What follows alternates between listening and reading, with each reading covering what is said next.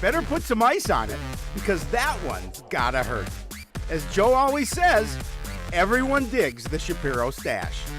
Even Dave Emmy. Right, Dave? Joe's making sure these Bills are the real thing. And even Neil Hennon's getting into the act. I can't compete with that. Celebrate Coon Rapids sports, Cardinals faithful.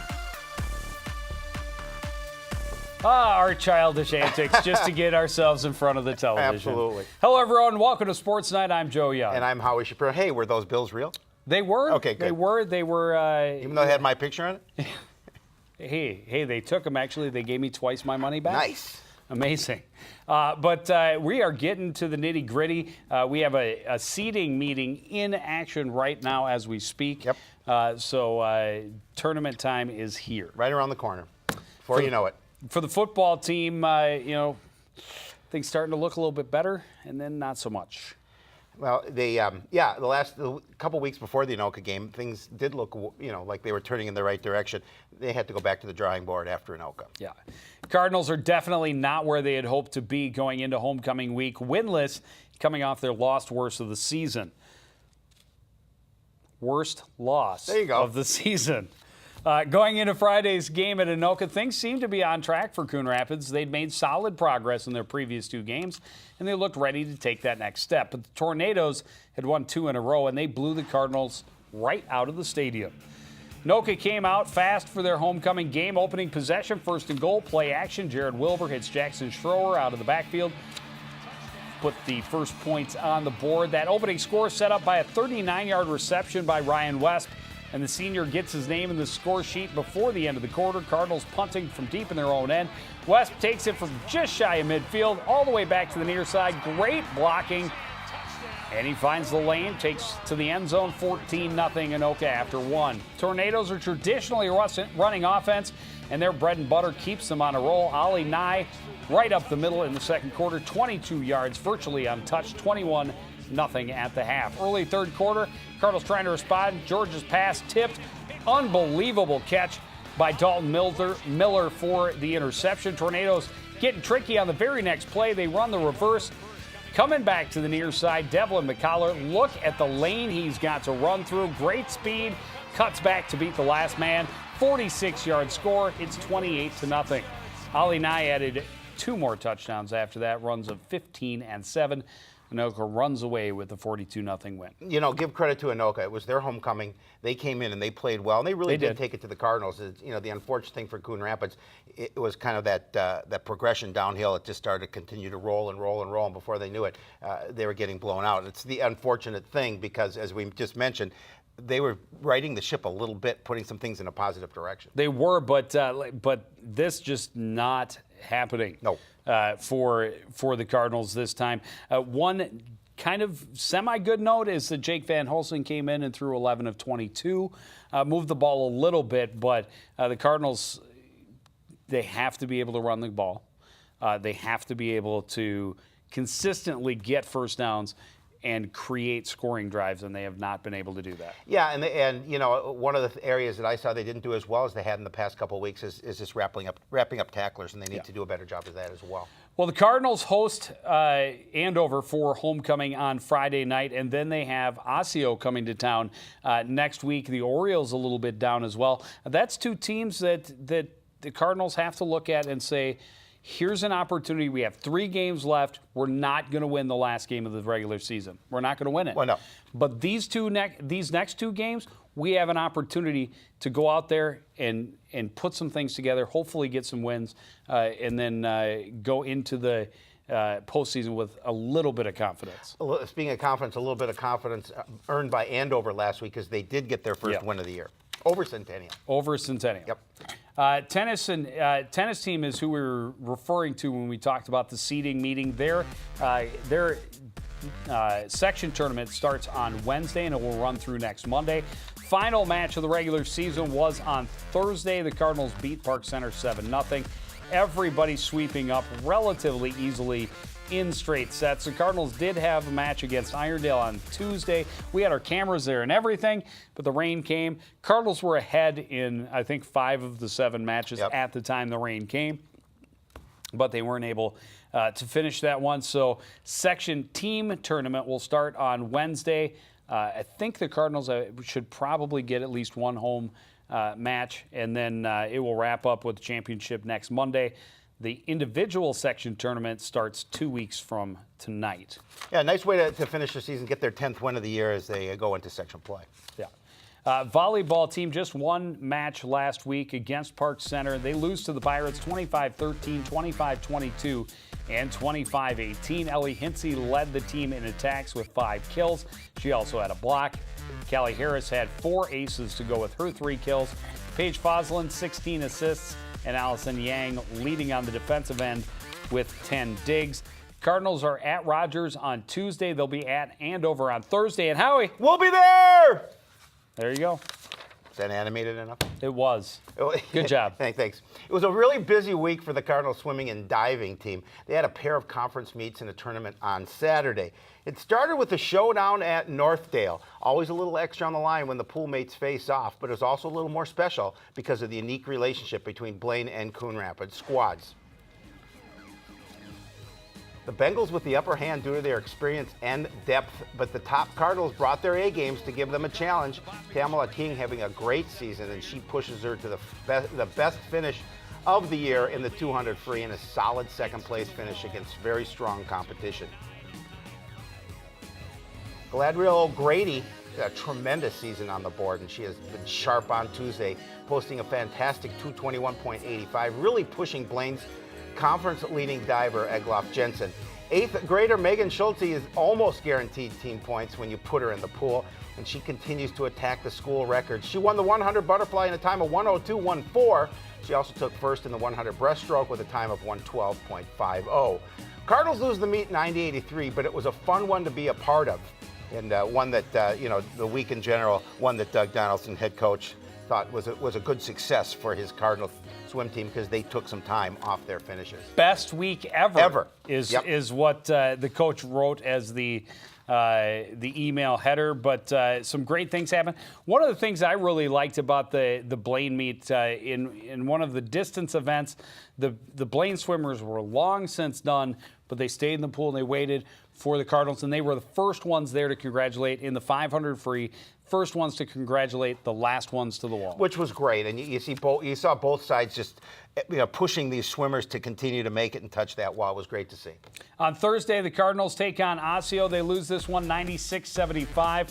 200 medley relay did get them off on the right start with a first-place finish in the first event of the night. Megan Schultze, first place in the 200 IM and the 100 back. Galadriel O'Grady, no huge surprise. A winner, a great score of 231.70. She continues to climb the ranks herself towards a possible school record.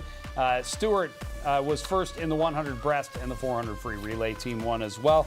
On Saturday, they were at the Scott Sholin Invitational in Cambridge. Tamala King, a first-place finish in the 200 and 500 free. Galadriel O'Grady, again, a first-place finish in diving. Of course, the score 358.95 is for 11 dives. Megan Schultze, first place in the 100 fly, second place in the 100 breast. And the 400 free relay team finished in fourth place. Here are some of the notes. Megan Schultze now also holds the middle school record in the 100 back. She's got pretty much every stroke locked up for middle school record books now. Galadriel O'Grady on Saturday, that was her personal best in the 11 dive score, and it makes her second best in 11 dive score in school history. Tamala King is also cutting some times. She, in the 500 free, set a personal best by 7 seconds, moved from 14th all-time in school history to 9th in all-time school history, right behind Lizzie Giese, who was a pretty good I'd say. A pretty good swimmer for this program. So that's pretty impressive, and she's just a freshman too. So a lot of youth showing a lot of great things for this Cardinal program. They host Champlin Park on Tuesday, and then True Team Section Tournament right away on Saturday, or on Thursday. I apologize.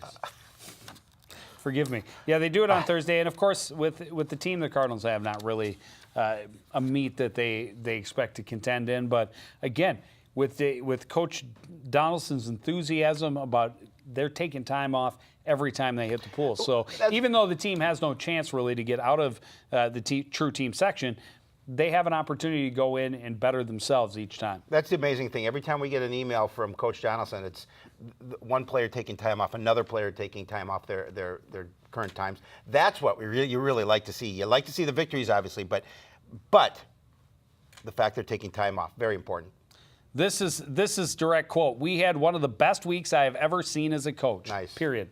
All right, moving on. Cross country team getting ready for their tournament time, also right around the corner. Last weekend, they were at the Swain Invitational in Duluth. The boys finished in 10th place, a 10th place overall finish for Paul Breitbach. I don't remember what it was, 22, 23, 24 teams, something like that up there for this. A big event, a couple hundred runners out there, so those places, keep that in mind. There's a couple hundred of them out there, so the Cardinals finishing pretty well. Breitbach in 10th, Austin 22nd, Smith in 64th, Joe Coughlin 75th. My cousin Nick Jorgensen finished in 77th place, and Nick Christensen right behind him by just about a second and a half. Nice job, Nick. The cross-country team hopes that you will join them for a little jog on Wednesday, of course, as part of the homecoming festivities. The parade is on Wednesday. This will be the third annual Cardinal Mile Time Trial. It's a fundraiser for the cross-country team. You show up in front of the stadium, you pay your $5. It starts about 10 minutes before the parade, and it starts and ends right in front of the stadium. So you go a half mile out to the beginning of where the parade people are all queued up. You turn around and you basically lead the parade back, and you jog into the finish. Kind of a cool fundraiser. Get there early so that you can support those taking part in that as well. Cross-country team has the Blaine Invitational coming up on Thursday. The Northwest Suburban Conference Championships will be at Elk River Country Club a week from Thursday. And Howie, as far as the Cardinal Mile, we're not running in it. I thought we were. But we will be there because we will be in the parade. I'm running in the Cardinal 1 block run. I'm just going to run to the truck. You can grab some candy. I'll let Denny know after the show. Howie's your man. He's leading us off, and we'll catch up with you later. All right. Moving on, soccer teams wrapping up their regular seasons this week. Last Tuesday's boys soccer game featured two teams that really needed to get out of a funk. Both the Cardinals and the Orioles had been shut out in their previous 4 games. Thanks to a strong start, Coon Rapids has an edge over Osseo in the conference standings, but that didn't mean it would be easy. Cardinals had to find some offense if they were going to avoid losing number 5 in a row. Taking advantage of opportunities and capitalizing on opponents' mistakes are key components to success, and the Cardinals come up big in a damp one at Osseo. Bad pass by the Orioles defender. Evan Gibson right there to take advantage and tap it home just inside the post. Gets a bit of a monkey off the Cardinals' back. That's their first goal in a couple weeks. Like the taste, they want some more. Great corner kick. Great one-touch effort by Dennis Pasker, but the keeper able to make the save. It took all of his body parts to do so. Later, it's Gibson running down the edge. Great feed back door to Achi, but he shoots wide and misses the net. Osseo early in the second half starting to get something done. Long shot in, but it's punched up and over by Volker. Cardinals want some insurance. Pass deflected, recovered by Begic. It's going to be knocked away from him, but here you go. Have it back. He taps it home. That makes it 2-0. That is your final score. Cardinals getting the win, and they needed it. No question. They really did need that win, and for them to be able to get that, and especially as we get a little closer to the season, dealing with all the injuries that they have, that's an important win. Oh, and we'll talk more about that as we go, because those injuries, according to our highlights, haven't happened yet. Some of those injuries. Okay. Ready? Ready to go. Nate, keep up with us. The Cardinals had a great chance to turn that win into a streak when they traveled to Spring Lake Park on Thursday. The Panthers had just 3 wins on the season, only 1 in their previous 5. But they were looking at the Cardinals the same way, as an opportunity to get a big conference win late in the season. First half, Cardinals establishing some good possession, Time in the Panthers' end. Long lofted ball by Joshua Teagarden is punched away as it hooks toward the far side upper corner. Another chance, this time off the throw-in by Teagarden. Begich with a great header, and it's just inches long as it bounces off the top of the crossbar. The game stays scoreless. But it wouldn't stay that way long. Cardinals a little too slow moving this one. Great aggressive play by Paul Aguirre, racing into the steal as he pushes to the corner for the far corner. That puts the Panthers up at 1-0. Early second half, long through ball. Watch the hit by goalkeeper Alex Volker. Crushes Brian Alexander. You can't do that in soccer. Spring Lake Park with a free kick. Volker guesses right, comes up with a big save to keep the score close. Wouldn't stay that way forever. The Panthers fired up after the big hit, and they come downfield as a team on a mission. Great work to get through to the crowd, and it's Alexander that gets the final touch to the back of the net.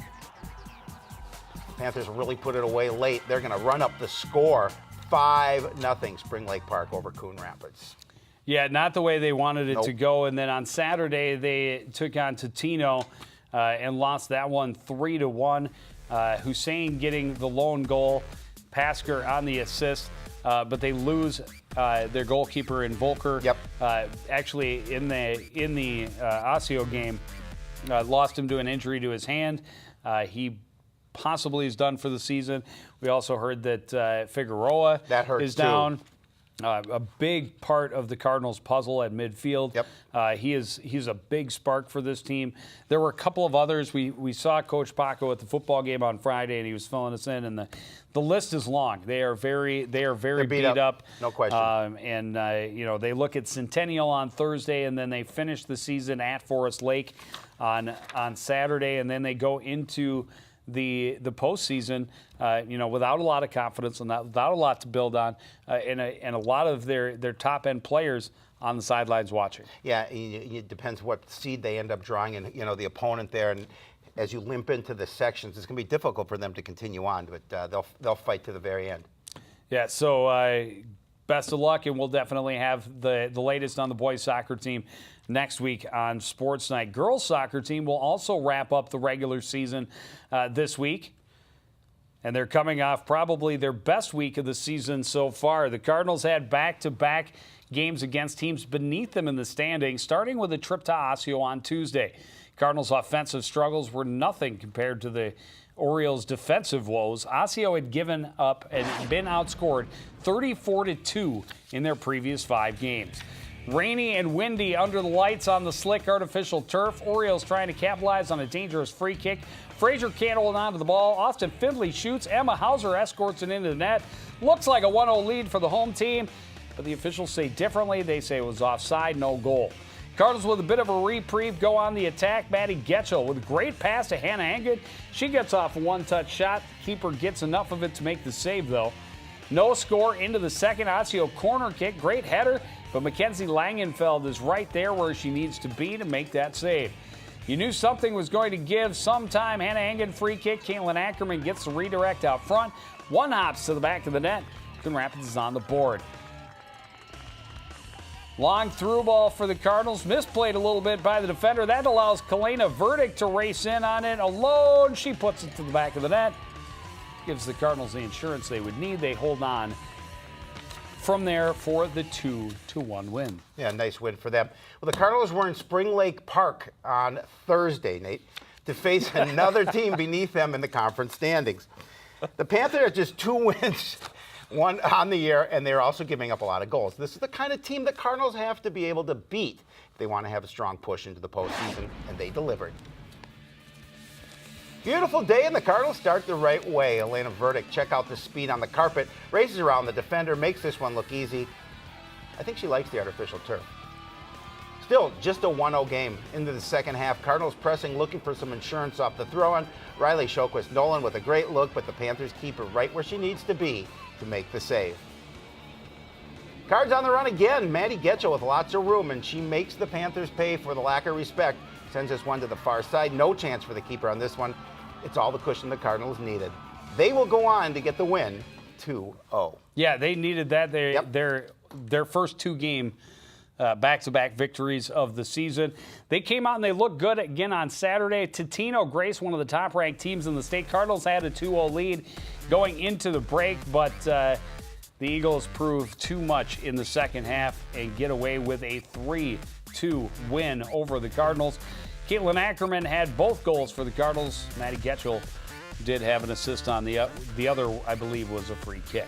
Caitlin Ackerman's been playing well She as has. of late, and they certainly need her to step up offensively. But, you know, in talking to Coach DeJoy on that loss, it obviously wanted the win, but the fact that you play with one of the better teams, that shows you something, and that's continued growth as you move into the section. Yeah, the girls will also wrap up the conference season at Centennial on Thursday, and they will be at Cretin-Durham Hall, or on Thursday, and they'll be at Cretin-Durham Hall on Saturday to finish the regular season schedule. And come this time next week, we'll probably be saying the same thing about the soccer playoffs that we were saying about the tennis tournament earlier, those seedings being decided as we sit on the set. Correct. But we will be out there with you. We're going to do, that is not going to happen. That's last week's. Well, the bottom one will. We will be at Andover on Thursday the 6th.